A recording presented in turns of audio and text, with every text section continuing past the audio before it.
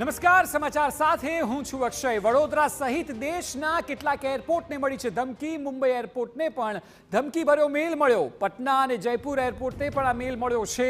એટલે કે વડોદરા સહિત દેશના અલગ અલગ એરપોર્ટને ધમકી મળી છે, જેમાં મુંબઈ, પટના, જયપુર, વડોદરા તમામ એરપોર્ટનો સમાવેશ થાય છે।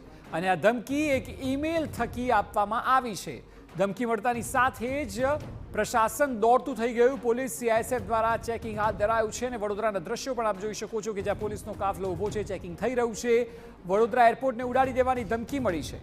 મેલ ક્યાંથી આવ્યો અને કોણે કર્યો તે અંગે અનેક સવાલ ઊભા થઈ રહ્યા છે। ચોક્કસ તપાસ થશે, પરંતુ હાલ જે સ્થિતિ છે તેમાં પ્રશાસન દોડતું થઈ ગયું છે, કારણ કે એક મેલ એવો મળ્યો જેમાં ન માત્ર રાજ્યનું પરંતુ દેશભરના અલગ અલગ એરપોર્ટને ઉડાડવાની ધમકી મળી છે। જેમાં આપ જોઈ શકો છો બિહારનું પટના, રાજસ્થાનનું જયપુર, ગુજરાતનું વડોદરા તમામ એરપોર્ટનો સમાવેશ થાય છે।